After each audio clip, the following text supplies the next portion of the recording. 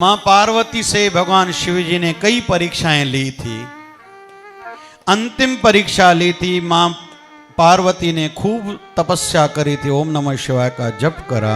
एक दिन साधना में लीन है, किसी के चिल्लाने का आवाज आया। मां की समाधि खुली थी। देखा कि एक नदी है, नदी के कंठे पे एक बालक बैठा था जिसको मगरमच्छ ने पैर से पकड़ा है और पानी में खींचता लेके जा रहा है। चिल्ला रहा है, बचा बचाओ बचाओ बचाओ। मां पार्वती गई है। एक और आध्यात्मिक सूत्र कहूं,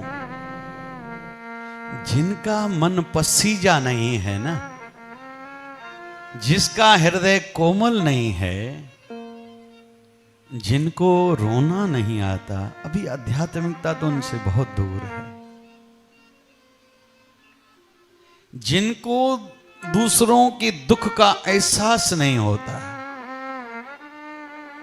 अभी उनसे आध्यात्मिकता दूर, सिद्धि तो बहुत दूर है। ये याद रखिए।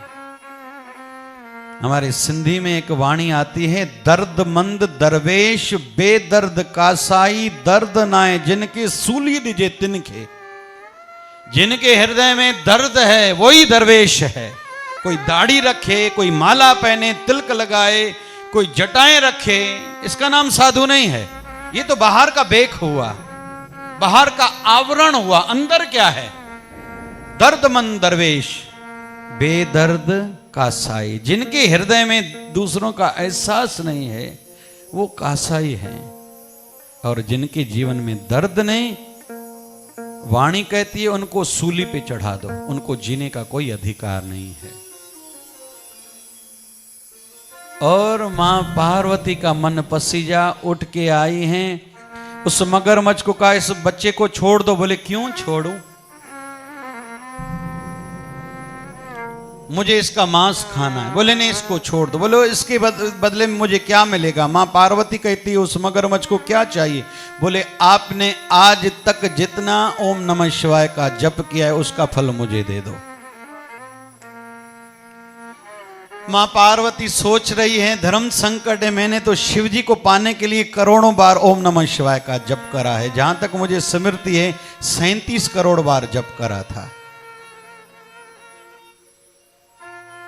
अभी आज का 5वां सूत्र, कोई कहता है कि कुछ गिनती भी है क्या? हाँ भैया गिनती है, 3 करोड़ बार जप करो भगवान का दर्शन हो सकता है। फिर कुछ महाराष्ट्र के अनुभवी संतों ने कहा है 5 करोड़ बार जप करो, ऐसा हो सकता है भगवत दर्शन हो जाए। गिनती की दृष्टि से